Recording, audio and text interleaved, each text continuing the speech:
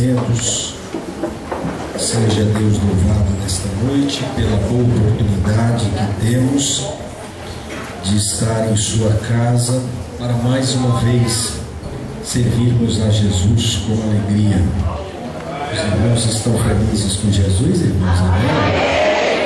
Graças a Deus, eu também estou muito feliz pela oportunidade que o Senhor nosso Deus tem nos concedido. Eu quero desde já agradecer ao pastor José Carlos pela oportunidade conferida de nos convidar para participar desta festa. A honra é sempre de quem fala, e porque fala a noiva do Cordeiro, né? Então a responsabilidade é sempre de quem fala e a honra também. E eu estou aqui, irmãos, por duas razões. Primeira, para pagar uma dívida, né, pastor Zé Carlos? O pastor Zé Carlos me fez um convite, deve fazer, sei lá, uns 3 ou 4 meses, é isso, pastor? Talvez. E ele fez uma época que minha vida está meio agitada. Agora ela está muito agitada. Ele fez, mas estava meio agitada. E ele fez para mim o convite, se eu não me engano, para estar aqui numa festa de jovens, né? E eu anotei direitinho, falei, pastor, eu vou estar. E eu quero deixar de antemão, eu não fui pregar em outro lugar maior ou menor, porque para mim isso não interfere. Eu não vivo de pregar. Eu tenho uma congregação que, graças a Deus, a gente pode falar do Evangelho a eles todos os dias. É porque eu realmente me esqueci. E eu falei assim, como é que eu vou falar com o pastor que eu me esqueci do compromisso, né? Deu domingo de manhã, eu tinha acabado de chegar da China, irmão. Eu estava no fuso horário lá da China e não me lembrava de nada. E eu cheguei, eu falei assim, meu Deus, eu não tenho nada de domingo, que coisa estranha, né? Porque a Silene falou, se você não tiver nada, você não vai para a escola dominical, você vai ficar comigo, hein? Nós vamos tomar café junto. Eu disse, então nós vamos tomar café junto, porque eu não tenho nada. Aí quando deu meio-dia, o despertador lá da agenda tocou e ela disse, você tinha um compromisso hoje. Liga para o pastor, pede perdão, porque senão você não pode nem pregar à noite. Aí eu liguei para o pastor Zé Carlos e disse, pastor, me perdoe em nome de Jesus, porque não foi por maldade. E ele, de bom grado, acertou o perdão e eu vim aqui pedir desculpa pessoalmente para vocês, viu, irmãos?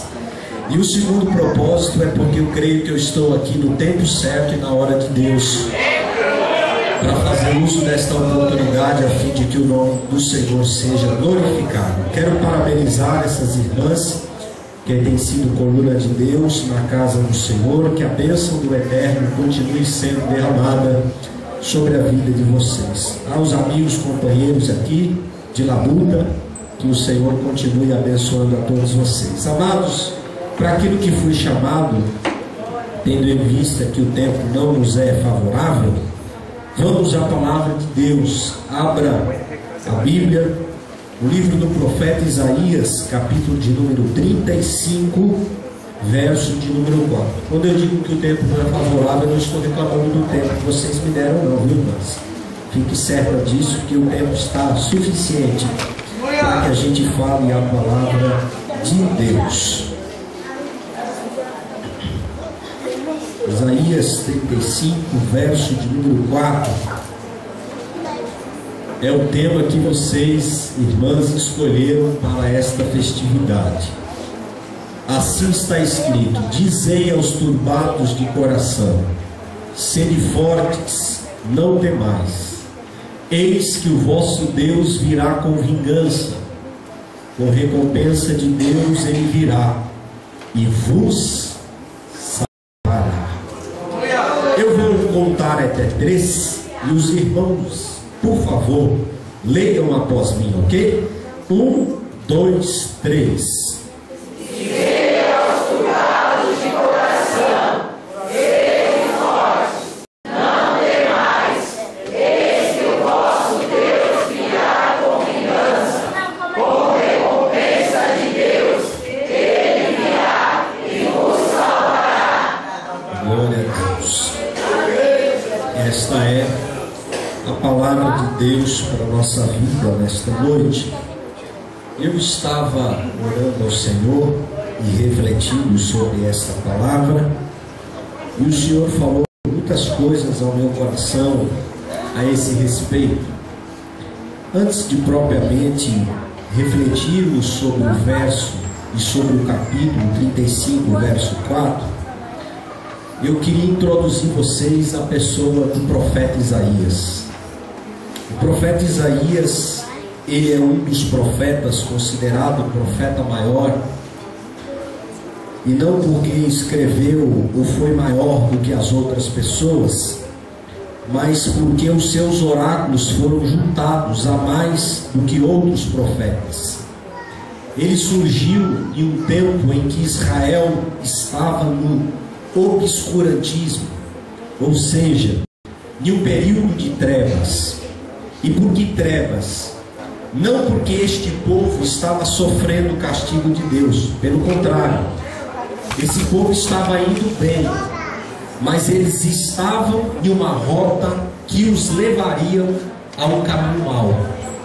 O profeta Isaías se levanta para pregar a palavra de Deus, proferir os oráculos de Deus, cerca de 735 anos antes de Cristo.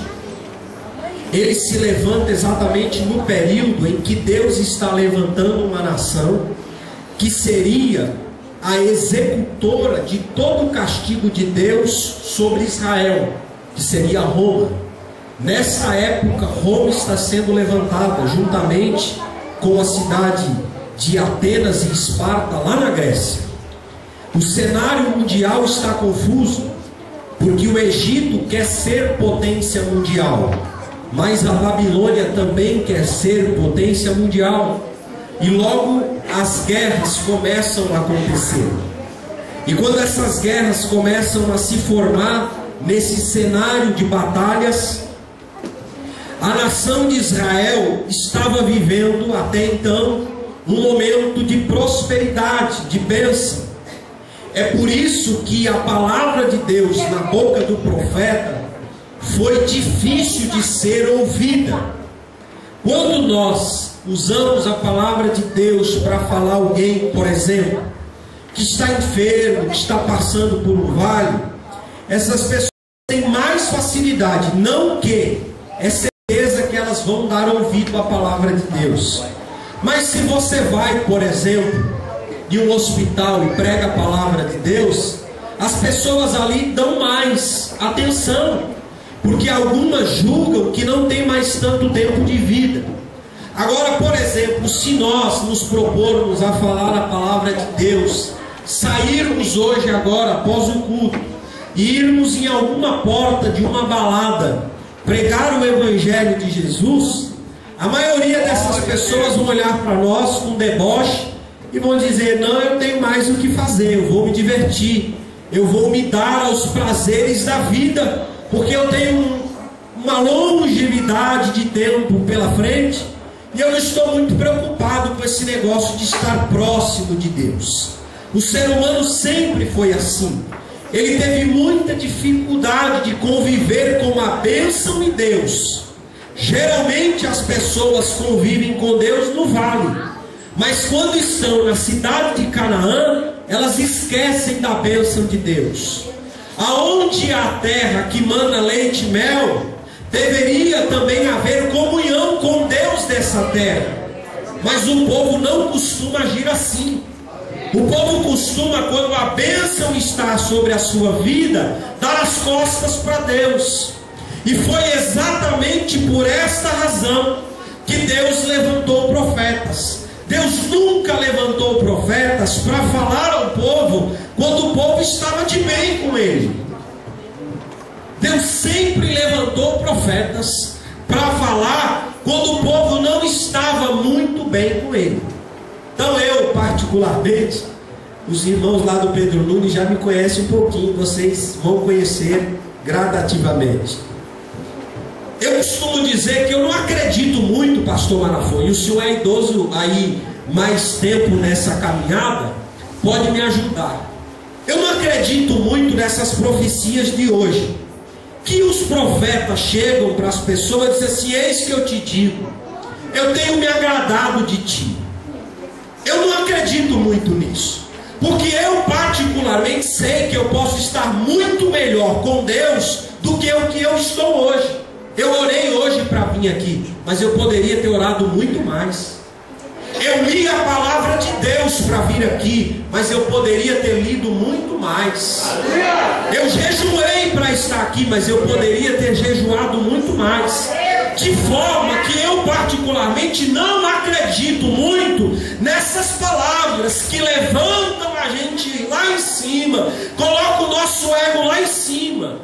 E o que mais se tem hoje na igreja é pessoas com o ouvido aberto, a boca aberta, porque o crente se alimenta pelo ouvido, querendo ouvir esse tipo de palavra. E qual é a palavra? Eis que eu estou com você, tenho me agradado de ti. Mas será mesmo que Deus está contente comigo e com você? Eu vou responder por mim: não está. Eu poderia estar muito melhor do que eu estou. Eu poderia estar servindo, fazendo muito mais para Deus do que eu estou fazendo. E aí eu temo, porque eu tenho um senso de responsabilidade com Deus nessa obra. E tem pessoas que não têm esse senso de responsabilidade e têm usado a tribuna apenas para proferir palavras de bênção, quando na verdade a palavra não é de bênção, a palavra é de maldição. O senhor pode me ajudar aí, pastor Marafon? Ali é essa aí, né? Glória a Deus. Eu entendo, amados, que nós estamos vivendo dias semelhantes aos dias do profeta Isaías. Eu vou fazer uma leitura com vocês e aí vocês vão entender o que eu estou dizendo. Abra sua Bíblia lá no capítulo 1 do profeta Isaías. Para chegar no tema a gente tem que passar pelo capítulo 1, não tem jeito. O capítulo 1 do profeta Isaías é um dos capítulos mais duros que tem na Bíblia Sagrada. Se você não gosta de repressão, então não ouça, porque assim diz o profeta: visão que Isaías, filho de Amós, teve a respeito de Judá e Jerusalém. Preste atenção, queridos irmãos. A respeito de quem? Judá e Jerusalém. A respeito de quem? Judá e Jerusalém. Então Deus está falando com o povo dele. Essa palavra não é para quem não vê. Tá? Quando Deus quer falar com alguém, Ele tem as suas maneiras de encontrar. Essa palavra é para mim e para você, se você considera-se povo de Deus. Ele disse assim: ouçam, ó céus, e escute, ó terra, pois o Senhor falei. Olha o que o Senhor falou: criei filhos e os fiz crescer, mas eles se revoltaram contra mim. O boi reconhece o seu dono, o jumento conhece a manjedoura do seu proprietário, mas Israel nada sabe, o meu povo nada compreende. A nação pecadora, povo carregado de iniquidade, raça de malfeitores, filhos dados à corrupção, abandonaram o Senhor, desprezaram o Santo de Israel e o rejeitaram. Por que haveriam de continuar a ser castigados? Por que insistem na revolta? A cabeça toda está ferida, todo o coração está sofrendo. Da sola do pé ao alto da cabeça não há nada são, somente machucados, vergões e ferimentos abertos, que não foram limpos e nem faixados, nem tratados com azeite. A terra de vocês está devastada, suas cidades foram destruídas a fogo, os seus campos estão sendo tomados por estrangeiros diante de vocês e devastados como a ruína que eles costumavam causar. Só restou a cidade de Sião, como tenda numa vinha, como abrigo numa plantação de melões, como uma cidade sitiada. Se o Senhor dos Exércitos não tivesse poupado alguns de nós, já estaríamos como Sodoma e como Gomorra. Governantes de Sodoma, ouçam a palavra do Senhor. Vocês, povo de Gomorra, escute a instrução de nosso Deus. Olha que coisa dura vem agora. Prestem muita atenção. Para que me oferecem tantos sacrifícios? Pergunta o Senhor. Para mim, chega de holocaustos, chega de cardeiros, da gordura de novilhos gordos. Não tenho nenhum prazer no sangue de novilhos, cordeiros e de bodes. Quando vocês vêm à minha presença, quem lhes pediu que pusessem os pés em meus átrios? Olha o que o Senhor está falando para ajudar, irmãos. Parem de trazer ofertas inúteis. O incenso de vocês é repugnante para mim. Luas novas, sábados e reuniões, não consigo suportar suas assembleias cheias de iniquidade. Suas festas de lua nova e suas festas fixas, eu as odeio. Tornaram-se um fardo para mim, não suporto mais. Quando vocês estenderem as mãos em oração, esconderei de vocês os meus olhos. Mesmo que multipliquem as suas orações, não as escutarei. As suas mãos estão cheias de sangue. Olha o conselho de Deus. Lavem-se, limpem-se, removam suas obras más para longe da minha vista. Parem de fazer o mal, aprendam a fazer o bem, busquem a justiça, acabem com a opressão, lutem pelos direitos dos órfãos, defendam a causa da viúva. Venham, vamos refletir juntos, diz o Senhor. Tem cura para nós. Olha o que ele diz. Embora os seus pecados sejam vermelhos como escarlate, eles se tornarão brancos como a neve. Embora sejam rubros como a púrpura, como a lã se tornarão. Se vocês estiverem dispostos a obedecer, comerão os melhores frutos desta terra. Mas se resistirem e se rebelarem, serão devorados pela espada, pois o Senhor é quem fala. Vejam como a cidade fiel se tornou prostituta. Antes cheia de justiça e habitada pela retidão, agora está cheia de assassinos. Sua prata tornou-se escória, seu licor ficou aguado. Seus líderes são rebeldes, amigos de ladrões. Todos eles amam o suborno e andam atrás de presentes. Eles não defendem os direitos dos órfãos e não tomam conhecimento da causa da viúva. Por isso o soberano Senhor dos Exércitos, o poderoso de Israel, anuncia: derramarei minha ira sobre os meus adversários e me vingarei dos meus inimigos. Amém, irmãos? É até difícil dar um amém aí, né? Fica meio desenganado pela medicina esse amém. E por que ele fica? Porque eu me identifico com esse texto. Porque vocês se identificam com esse texto.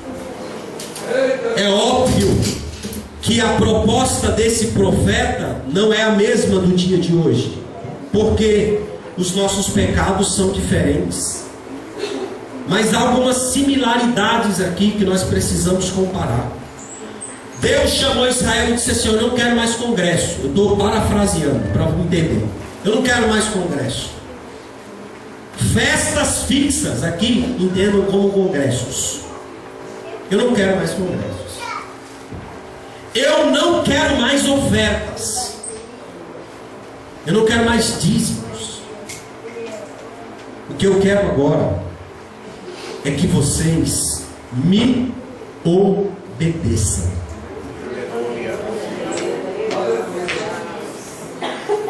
Eu não tenho necessidade, diz o Senhor, de sacrifícios. Quem entendeu isso foi o salmista Davi. Ele disse: se o Senhor se agradasse de sacrifícios, eu os daria. Ele tinha muito carneiro como rei, muito bode. Ele poderia oferecer por todo Israel, mas ele disse: isto não me agrada. A um coração contrito e quebrantado tu não desprezarás, disse o salmista. E ele está falando isso no período em que ele pecou. Então ele sabe que Deus não se compra, com Deus não se barganha. Eu tenho temido muito, queridos. Eu não sou um pregador de congresso, eu tenho temido muito, porque eu tenho visto muitas pessoas sendo enganadas dentro da igreja e se auto-enganando também dentro da igreja. De que forma? Elas vêm à igreja e fazem uma apresentação teatral aqui. Levam a vida cristã como se ela fosse um grande teatro. Elas se apresentam na igreja, mas as suas vidas não condiz com aquilo que elas se apresentam na igreja. Fala-se de amor, não há perdão no coração. Fala-se de santidade, mas a vida é iníqua. Fala-se de consagração, mas na verdade há mistura. Fala-se de oração, mas na verdade há uma verdadeira acomodação. Fala-se de jejum, mas pouco se jejuma. Falam-se da graça, mas pouco conhecem da graça de Deus. E isto é um insulto à santidade de Deus. Sabia? O que mais aborrece a Deus é isso. É a hipocrisia. Por isso que Jesus era revoltado com quem? Os fariseus. E ele sempre gritava na cara dele: hipócritas. Deus odeia a hipocrisia. Aleluia. Deus não suporta isso. A gente falar uma coisa e viver outra. E eu quero dizer bem, às vezes a gente, quando fala de palavra dura, a gente tem a mania de achar que quem está em pecado é os jovens da igreja, é os adolescentes, não é não. Deus, quando fala, Ele mandou aqui, qual foi o recado? Para quem que Ele deu o recado? Ele diz: escutem céus e terra. Sabe por quê? Todo mundo tem uma porção dentro do que Deus estava falando. Há uma parte que cabe a mim, há uma parte que cabe a vocês. Eu li um texto e Deus disse assim: olha, eu vou me vingar dos meus inimigos. Por que eu vim parar nesse versículo primeiro aqui? Porque senão você não entende o que significa a palavra vingança lá no capítulo 35. Porque os inimigos ali não são só os inimigos de Israel. O mundo é inimigo de Deus, irmão? Não tenha dúvida. O mundo jaz no maligno. A minha preocupação não é com esse mundo. Esse mundo não quer Deus. A prova disso é o Rock in Rio. A prova disso é o carnaval. A prova disso é a Copa do Mundo. O povo está mais preocupado em construir um Estado do que conhecer a Deus, do que se envolver com o sagrado.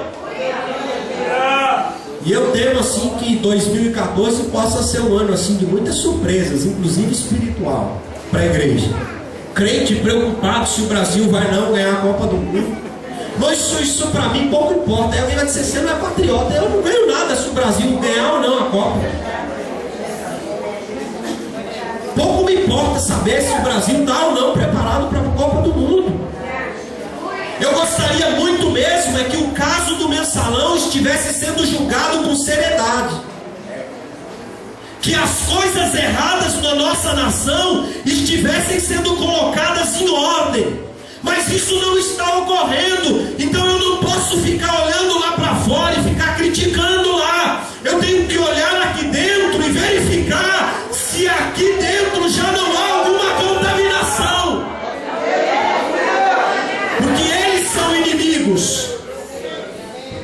E há pessoas dentro da igreja se tornando inimigos da cruz, inimigos de Deus. Quem não é por mim, disse Jesus, é contra mim. Quem não obedece, desobedece. Quem não tem comunhão com Ele, Ele disse, quem comigo não ajunta, se espalha é o quê? Se eu estou trabalhando numa casa, ajudando, e tem alguém atrapalhando, ele é o quê, meu? Adversário. Ele é meu inimigo. Aleluia. Deus chamou o profeta Isaías, por isso que ser profeta não é fácil. Por isso que ser pastor ou prego, irmão, não esqueça esse negócio. Tem gente que está preocupado se o povo vai reconhecer. O povo não vai reconhecer, porque o reconhecimento só vem daquele que nos chamou para falar a verdade.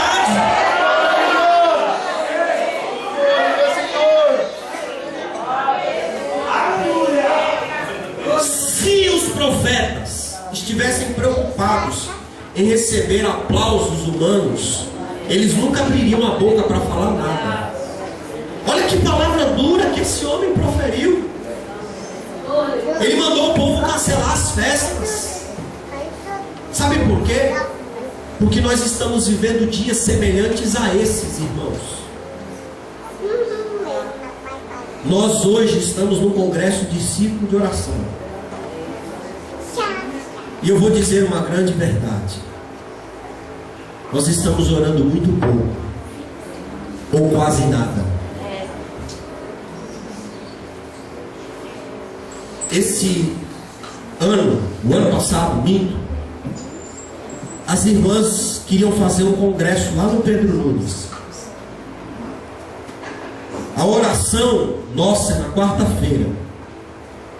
Ia 6 irmãs, pastor Marafon. 6 irmãs. Aí eu estou vendo os preparativos da festa. Quando eu fui no ensaio, tinha 45 irmãs. 39 irmãs a mais.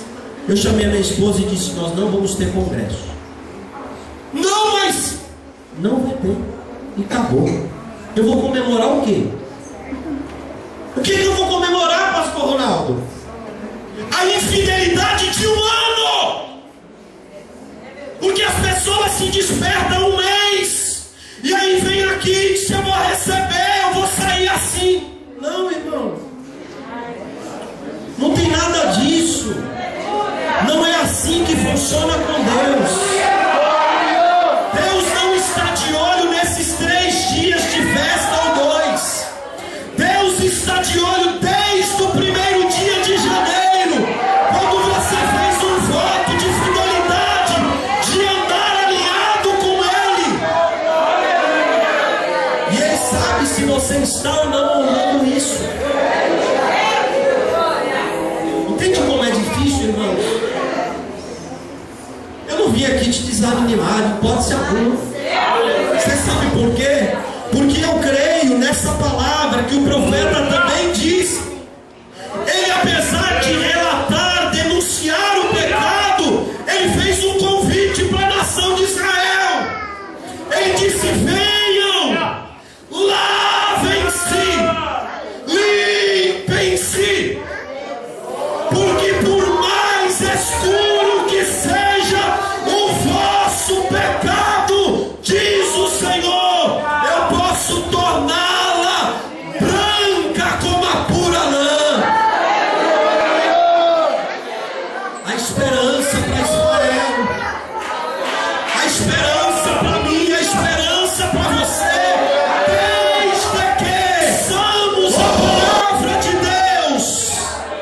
e a Ele entreguemos o controle de nossas vidas.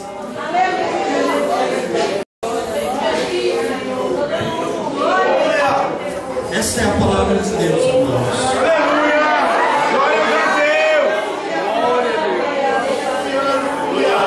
O profeta Isaías, quando falou esta palavra, pastor Malafon, eu gostaria muito que a gente tivesse a oportunidade de dizer essa palavra para quem compete, porque isto aqui tem a ver muito com o estilo de vida que os líderes vivem.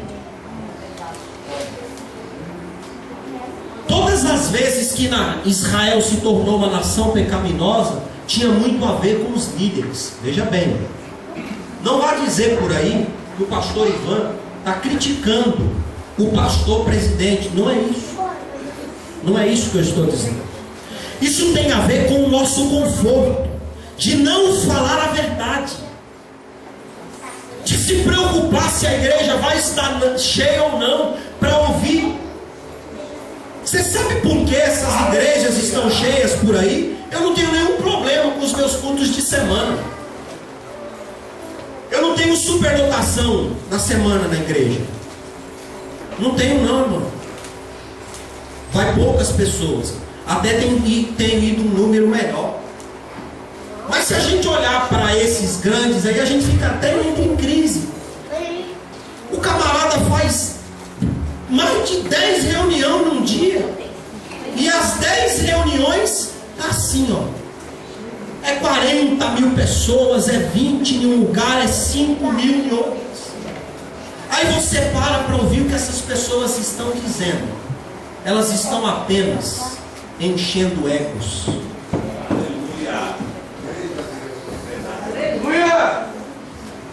E tem muita gente dando ouvido a isso. Sabe por que elas vão lá? Porque elas não têm dinheiro para pagar um psicanalista que também pode fazer uma autoajuda para você. Aí na igreja é de graça. Aí eles chegam lá e exploram a fé. E vão iludindo as pessoas. Deixe-me dizer uma coisa para vocês. Jesus está procurando na terra um povo santo. O dia do Senhor vem. Este tema que vocês escolheram é o refrigério para a alma do crente verdadeiro, do crente sincero, do crente que está preocupado com o céu, do crente que não está em comunhão com o mundo, do crente que está excluído desse convívio maligno e perverso. Esse tema é um refrigério para você que batalha pelo reino dos céus, porque há uma recompensa. E a recompensa dita pelo profeta Isaías no capítulo 40 vem com o Senhor na sua face. Quer recompensa melhor do que essa? Ver o rosto meigo de Jesus, aquele que deu a sua vida na cruz do Calvário para me libertar e libertar a ti. Por que eu estou dizendo isso, queridos irmãos? Eu tenho que correr, as horas se avançam. Aí eu vou chegar aqui no capítulo 35. Eu pulei só 34 capítulos, que eu não posso detalhar todos eles. Vocês tiveram uma ideia do que é o primeiro. Todos os outros são assim. Para chegar aqui, aí o profeta apresenta condições para você poder se alegrar por causa do versículo 3 e 4. Ele apresenta as mesmas condições aqui. Primeiro ele vai apresentar no capítulo 33 as mesmas condições do capítulo 1. No capítulo 33 ele fala sobre o auxílio de Deus sobre aqueles que não são como o mundo, aqueles que são considerados os remanescentes. Capítulo 33, verso de número 14, ele diz assim: em Sião os pecadores estão aterrorizados. Aonde? Em Sião. Sião é o quê? é a casa de Deus. O tremor se apodera de quem? Dos ímpios, porque tem ímpio na casa do justo. Só que o salmista disse o seguinte: na congregação do justo, o ímpio não prevalecerá. Vai ter um dia em que a máscara cai, em que não vai dar para enganar o pastor, o pregador, a dirigente, o esposo, a esposa, o filho, o pai, a mãe. Vai ter um dia que não vai dar para fazer isso. E o profeta está dizendo desse dia. Aí ele diz assim: quem de nós pode conviver com o fogo consumidor? Sabe de quem ele está falando? De Deus. Porque Deus é um fogo consumidor. Ele é amor, mas ele é um fogo que consome. Aí ele diz assim: quem de nós pode conviver com a chama eterna? Aí ele responde: aquele que anda corretamente, aquele que fala o que é reto, que recusa o lucro injusto, cujas mãos não aceita suborno, que tapa os ouvidos para as tramas de assassinatos e fecha os olhos para não contemplar o mal. É esse o homem que habitará nas alturas. Seu refúgio será a fortaleza das rochas. Terá suprimento de pão e água não lhe faltará. Quem é que vai? Você pode responder? Os que andam corretamente. Eu quero dar-te um conselho aqui nesta noite. Está na hora, igreja do Senhor, de nós desligarmos. Sabe a palavra desligar, que a gente sabe muito, porque a gente lida muito com aparelho de televisão. Está na hora da gente desligar a nossa mente das coisas do mundo. Deixar a luz no vermelho para as coisas do mundo. Tapar os nossos olhos para o que é mal. Tem crente preso em novela. Tem crente preso em fazenda. Tem crente preso em futebol. Tem jovem preso no pânico. Tem jovem preso em tanta porcaria. Está na hora de desligar esse botão. Porque Deus só dará refúgio para quem anda corretamente. É por isso que o apóstolo São Paulo diz: revistam-se de toda a armadura de Deus. Coloquem o capacete da salvação. Nós precisamos bloquear a nossa mente, a nossa visão daquilo que nos impede de ver a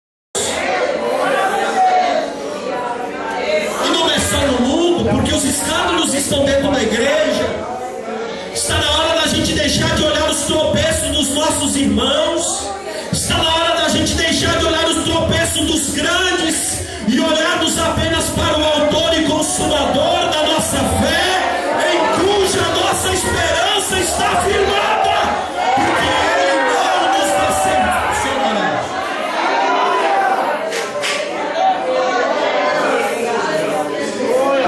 Nesse capítulo, ele fala dessa promessa, mas ali no versículo 8, aí o irmão está me ajudando muito ali. Como é que é o nome daquele varão ali?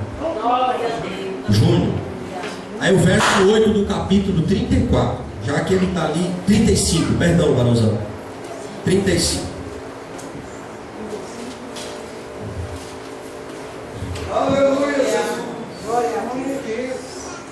Olha só esse texto. E ali haverá uma estrada, um caminho, que se chamará o caminho santo. O imundo não passará por ele, mas será para aqueles, os caminhantes, até mesmo os loucos, não errarão. Glória a Deus.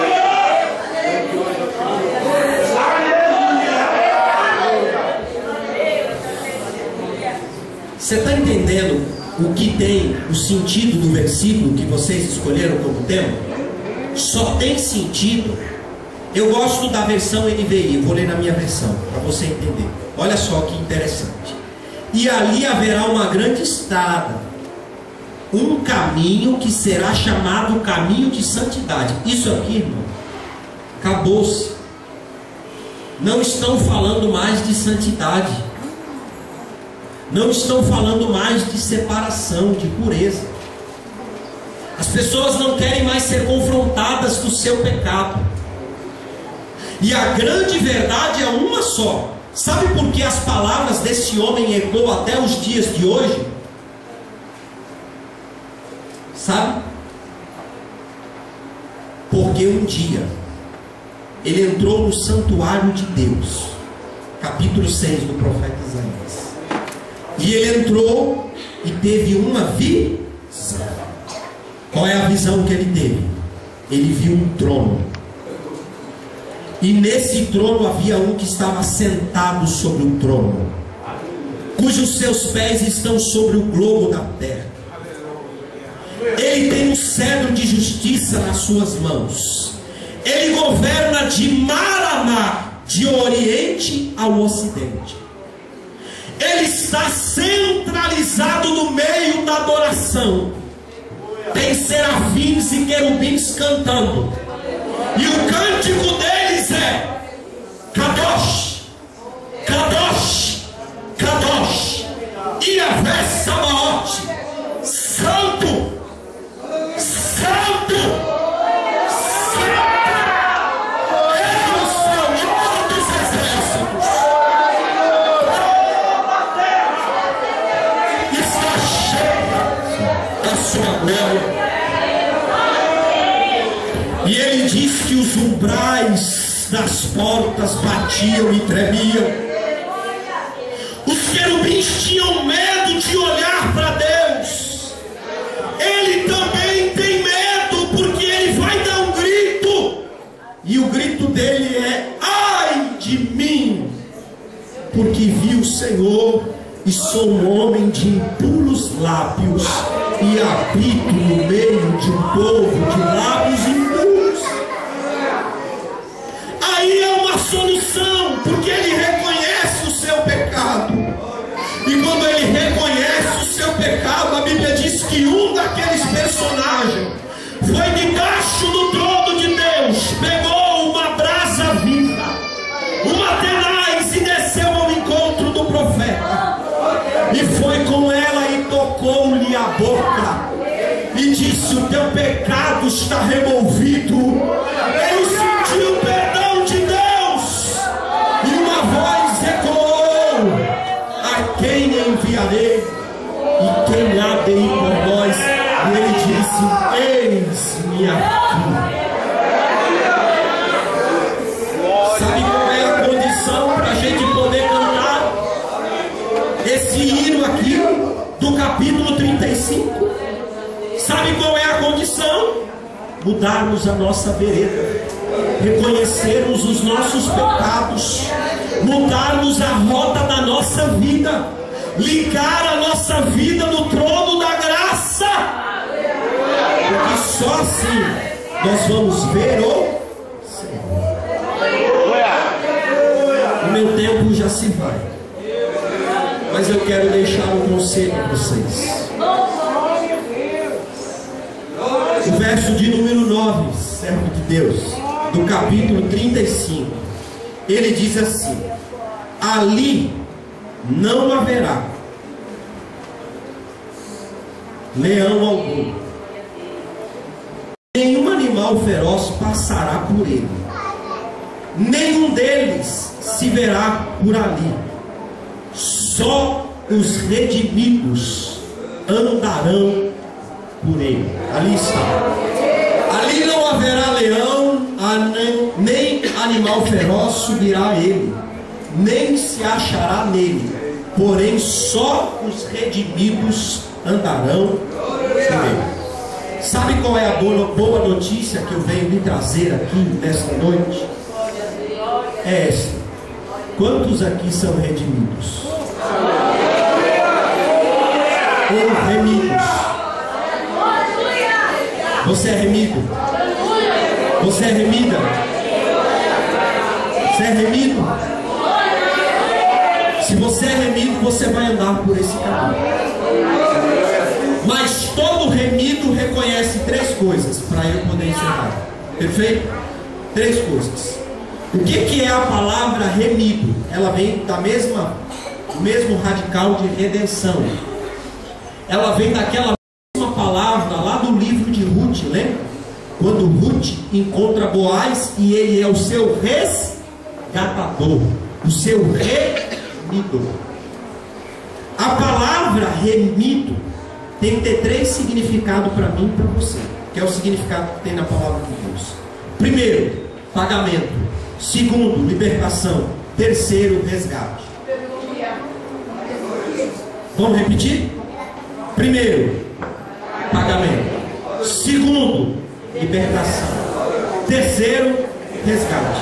Só vocês. 1, 2, 3. Primeiro, pagamento. Segundo, libertação. Terceiro, resgate. Tudo isso já aconteceu gratuitamente por nós. A palavra remido tem a ver com Gaal no hebraico, que é aquele que é o parente próximo capaz de nos redimir. Quem é o nosso parente próximo que nos redimiu? Antigamente nós conhecíamos o texto assim. João é quem vai nos dar essa revelação. Porque Deus amou o mundo de tal maneira que deu o seu único, ou em algumas versões, o seu unigênito, para que todo aquele que nele crê não pereça, mas tenha vida eterna. Aí o apóstolo Paulo diz que agora não é mais unigênito, é primogênito, porque ele se tornou o primeiro a quê? A dar acesso ao Pai. Ele é o caminho, por isso que ele disse: eu sou o caminho, a verdade e a vida. Ninguém vai ao Pai a não ser por mim.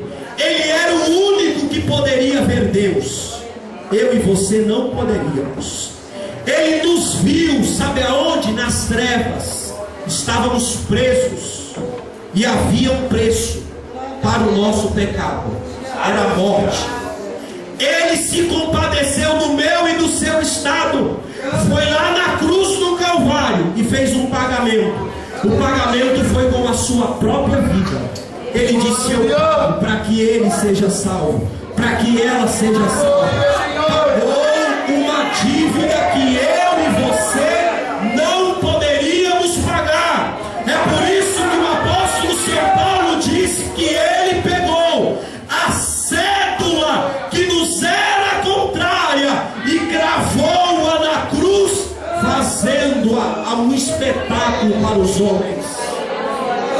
Jesus foi lá e fez um pagamento para que eu e você fôssemos livres. E ele não só pagou a nossa dívida, porque eu e você estávamos encharcados pelo pecado, escravizados, estávamos com correntes. Ele foi lá e quebrou essas correntes. Ele destruiu essas cadeias e nos libertou, porque ele disse: se verdadeiramente o Filho vos libertar, vós sereis livres. E aí está escrito assim ao meu e ao seu respeito: portanto agora nenhuma condenação há para aqueles que estão em Cristo Jesus, que não andam segundo a carne, mas segundo o seu Espírito. Ele nos libertou. Mas não só nos libertou, porque eu e você não poderíamos andar, eu e você não poderíamos sair do pecado. Aí então ele veio e nos resgatou, chamou-nos pelo nome e disse: vai e dê fruto, a fim de que o vosso fruto permaneça. Está entendendo qual que é o significado para nós? Esse texto só tem valor se isto aqui é o reconhecimento que você tem pelo que Cristo fez na sua vida. Agora, Escute, eu vou encerrar. Se você reconhece essas 3 coisas que Deus fez por você, eu tenho uma boa notícia para te dar. Nós não vamos chegar lá pelos nossos méritos, é pela graça. Mas é necessário reconhecermos que nós somos dependentes dessa graça e que essa graça precisa permear as nossas vidas. Quantos aqui querem se banhar hoje no rio da graça de Deus? Se coloquem de pé, por gentileza.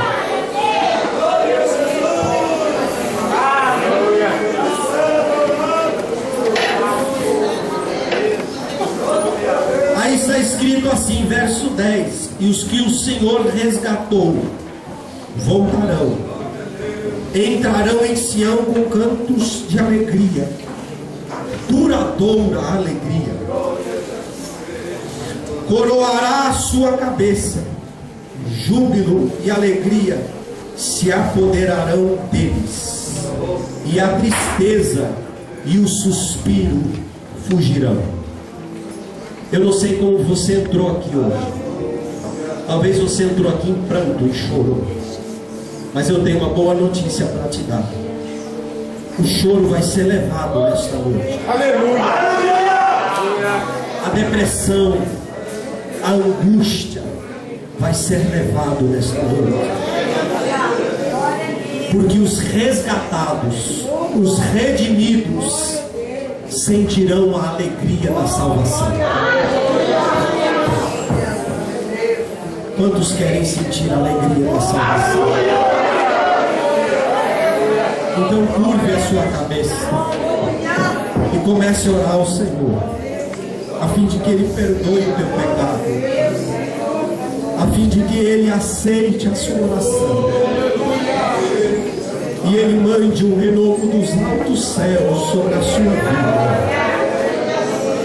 a fim de que esta palavra não seja apenas uma frase de efeito do nosso meio, mas seja o anelo de nossas almas.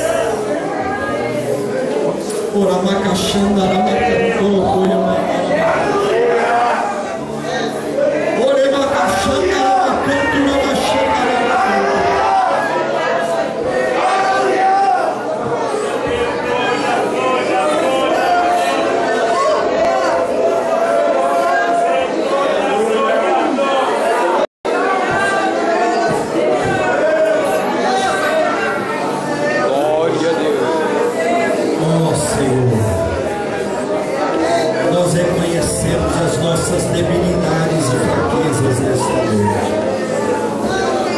confessamos a Ti os nossos pecados, Senhor. Nós queremos o Teu perdão sobre as nossas vidas, porque não há um justo sequer. O apóstolo João disse que não há aquele, Senhor, que possa dizer não peco. Alguém que assim disse faz mentiroso entre nós. Todos carecemos do Teu perdão. Vem agora com Teu sangue e lava as nossas vestes, purificando-nos, ó Deus, pela Tua palavra, porque nós queremos entrar na cidade santa pelas portas. Sobre este povo que está contristado e consciente dessa palavra, eu me levanto como profeta, como ministro de Deus, e profetizo, Senhor, a Tua palavra, que sobre Ti, ó mulher, que sobre Ti, ó homem, que sobre Ti, ó obreiro, que sobre Ti, ó jovem, venha dos altos céus agora a alegria da salvação.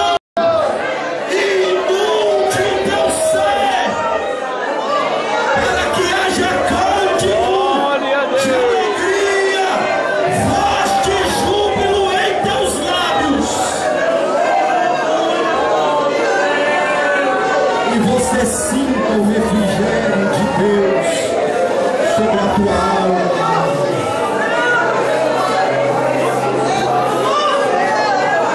Olha para cá, por gentileza. Olha para cá, estenda assim a sua mão.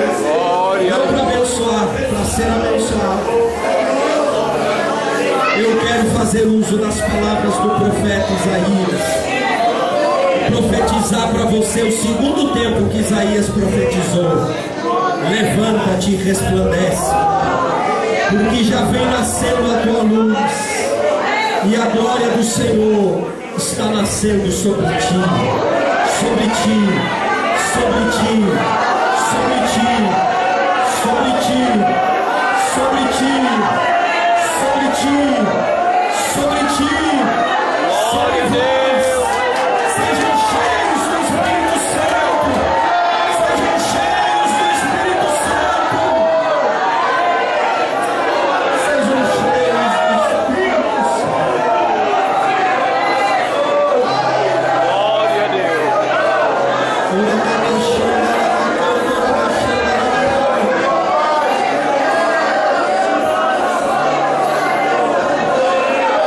Deixa eu pedir algo para você. Dê um abraço nessa pessoa que está ao seu lado.